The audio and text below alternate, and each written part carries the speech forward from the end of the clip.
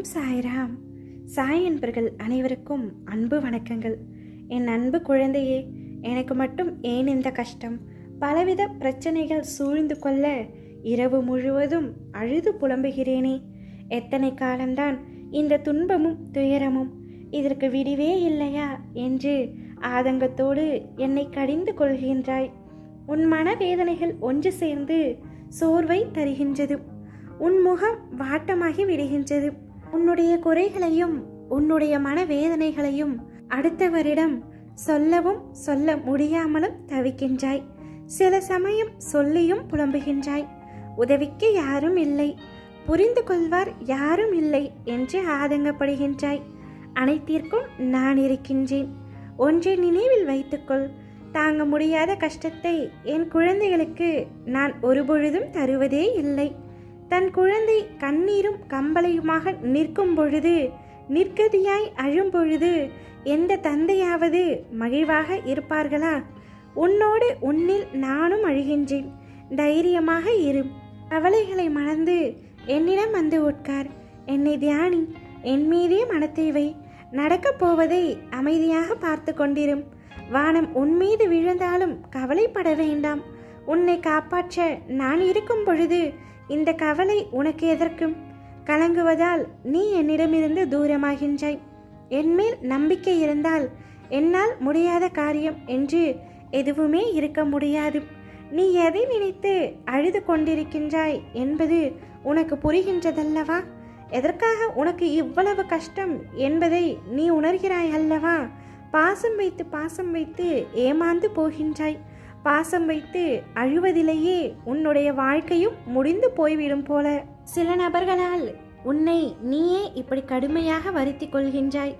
நான் எப்பொழுதும் உனக்கு துணையாகத்தானே இருக்கின்றேன். அப்படி இருக்கையில் நீ படும் துயரங்களை நான் அறிய மாட்டேனா? ஏன் நீயே உன் உடலை வருத்தி கொள்கின்றாய்? நான் உன் வேண்டுதல்களை எப்பொழுதும் அலட்சியப்படுத்தியதில்லை. ஆனால் நீ இப்படி உன்னை வருத்தி கொள்வதை என்னால் தாங்கிக் கொள்ள முடியவில்லை. நீ இப்படி வருத்திதான் உன்னை சூழ்ந்துள்ள துயரங்களான திரும்பிய திசையில் எல்லாம் ஏமாற்றம், துரோகம், வஞ்சகம், ஏழ்மை, இன்னும் பல வழிகளும் துயரங்களும் நீங்க வேண்டி நீ முழுமையாக நம்பும் உன் சாயப்பாவை எண்ணி வேண்டிக் கொள்கின்றாய். சரியா? உன் மனதில் இருப்பதை நான் அறிவேன். உன்னை சூழ்ந்துள்ள துயரங்களிலிருந்து தப்பிப்பது எப்படி என யோசித்து தூக்கம் வராமல் தவிக்கின்றாய். உன்னை எல்லோரும் அவமானப்படுத்துவது போலவும் கைவிட்டது போலவும், எல்லாமே இருந்தும் எதுவுமே இல்லாதது போலவும், எல்லோரும் இருந்தும் அனாதை போலவும் இப்பொழுது நீ உணர்கின்றாய். குழந்தையே, அனைத்தையும் நான் அறிவேன். உன் மனம் எதிரே தெரிகின்ற சங்கடங்களை நினைத்து நம்பிக்கை இழக்கின்ற காலகட்டத்தில்தான் நீ இருக்கின்றாய். உன் கர்ம வினைகளின்படி இது உனக்கு உண்மையான சோதனை காலம்தான். நான் இல்லை என்று கூறவில்லை. ஆனால் உன் கர்ம வினைகளை அழித்து அதை உனக்கு சாதனை காலமாக மாற்றத்தான் நான் இங்கு போராடி கொண்டிருக்கின்றேன். இன்னும் சிறிது காலத்திற்கு சங்கடங்களை சகித்துக்கொள். உன் நம்பிக்கை என்னும் சக்தியை ஒன்று திரட்டி உன் துயரங்களை கண்டு அஞ்சாமல் போராடு. இது நீ திடமான சிந்தையை தக்க வைத்து கொள்ள வேண்டிய காலகட்டம். இறைநாமத்தை நீ உச்சரித்து கொண்டே இரு. அது உன்னுடைய கர்ம வினைகளின் பிடியை தளர்த்தும். எந்த நேரத்திலும் கஷ்டத்திலும் நீ உன் மனதில் இருக்கும் நம்பிக்கையை மட்டும் இழக்காமல் இருப்பாயானால் உனது கர்ம வினைகளில் உள்ள தீய பலன்கள் பனி போல் உருகி கரைய வைத்து கொண்டிருப்பதை உணர்வாய். அதற்கான நல்ல வழியை நான் நிச்சயமாக உருவாக்குவேன். நீ நிம்மதியுடனும் சந்தோஷத்துடனும் வாழ்வாய். அதற்கு நான் பொறுப்பு. ஏங்குதல் போராட்டங்களை விடுத்து என்னையே சார்ந்திரும். நான் உன்னுடன் தான் இருப்பேன். நான் உன்னுடைய தாகத்தை தீர்ப்பதற்காக வருவதற்குள் உன் மனம் சஞ்சலமடைந்து எங்கேயோ செல்கின்றது. நான் உனக்காக இருக்கின்றேன். பாரத்தை என்மேல் சுமத்து. சாந்தி ஏற்படும். என்னையே சார்ந்திரு. உன்னை சுற்றி எல்லாமே சில மாயமாகத்தான் உள்ளது. உன்னை கவலைகளும் கஷ்டங்களும் சூழ்ந்து கொண்டிருக்கின்றது. உனக்கு வரப்போகும் பெரிய ஆபத்தை நான் தடுத்து நிறுத்துகின்றேன். உன்னை எப்பொழுதும் நான் பார்த்து கொண்டிருக்கின்றேன்.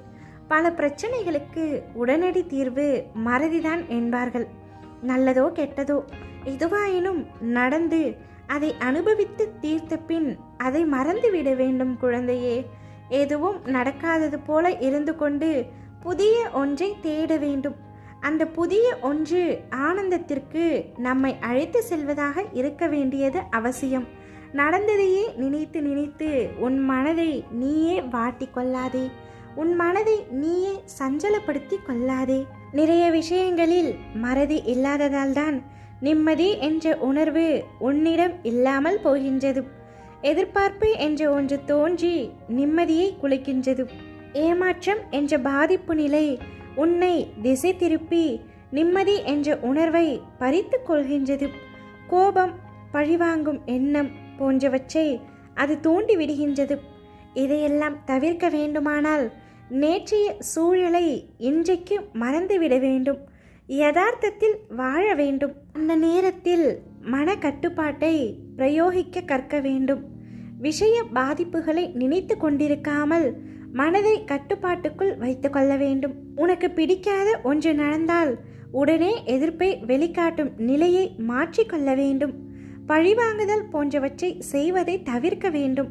விமர்சனம் செய்வதை விட்டுவிட வேண்டும்.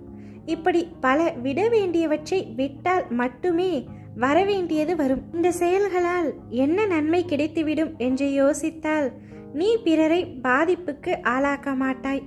நீயும் பாதிக்கப்பட மாட்டாய். இல்லாவிட்டால் விஷய பாதிப்புகள் உனது மனதை கொந்தளிக்க செய்து ஆனந்தம் என்ற உணர்வை அடியோடு சாய்த்துவிடும். என் அன்பு குழந்தையே, இதுவரை நீ வாழ்க்கையில் பட்ட கஷ்டங்கள், கவலைகள் அனைத்தையும் மறந்துவிட்டு ஏமாற்றங்களை தூர எறிந்துவிட்டு நடந்ததை நினைத்து கொண்டிருந்தால் நிம்மதி எப்பொழுதும் கிடைக்காது என்பதை உணர்ந்து மனதில் தெளிவு பிறக்க வேண்டும். உனது எண்ணத்தை நீதான் மாற்றிக்கொள்ள வேண்டும். உன்னால் மட்டுமே உனது பிடியிலிருந்து வெளிவர முடியும். என்றாவது ஒரு நாள் போனால் போகட்டும் என்று நினைக்கத்தான் போகின்றாய். அது நடந்து வெகு காலத்திற்கு பிறகு நினைக்காமல் உடனே நினைத்தால் விளைவு நன்றாக இருக்கும். வாழ்நாளில் அனுபவங்களை நாள்தோறும் அனுபவித்து கொண்டே வா. உனது எண்ணங்கள் அழகானால் உன்னுடைய வாழ்க்கையும் அழகாகும். உனக்கு வரும் பெரிய ஆபத்திலிருந்து உன்னை நீயே எளிதாய் காப்பாற்றிக் கொள்ள இந்த வழிகளை பின்பற்று. இவ்வாறு உன்னை நீயே மாற்றிக்கொள்ள முடியுமென்றால் உன்னுடைய வாழ்க்கை மிகவும் பிரகாசமாக இருக்கும். நான் கேட்பது ஒன்றுதான், அசைக்க முடியாத நம்பிக்கையை மட்டுமே. என் மீது அசைக்க முடியாத நம்பிக்கை உனக்கு இருக்குமேயானால் இயலாத காரியம் என்று எதுவுமே இல்லை. என்னிடம் அடைக்கலம் தேடி வந்தவர் நிவாரணம் பெறவில்லை என்பது சென்ற காலம், நிகழ்காலம், எதிர்காலம் ஆகிய 3 காலங்களிலும் நடக்காத விஷயம். உன்னுடைய காரியங்கள் அனைத்தும் கூடிய விரைவில் நடக்கும். உன் அப்பா உனக்கு துணை நின்று ஆசிர்வதிப்பேன். உனக்கு வரப்போகும் ஆபத்திலிருந்தும் நான் காத்தருள்வேன். உன்னுடைய அத்தனை போராட்டங்களும் முடிந்து உனக்கான நல் வாழ்வு அமையும். நீ வீட்டிற்குள் நுழையும் போது உனக்கு முன் வந்து வரவேற்பதும், நீ வெளியில் செல்லும் பொழுது உன்னை வழி அனுப்பிவிட்டு துணையாகவும் வருவதும், உன் குரலுக்கு பதில் குரல் கொடுப்பதும் நானே. உனக்கான அனைத்தையும் கூடிய விரைவில் நடக்கப் போகின்றேன். காத்திருந்து பார். ஓம் சாய்ராம்.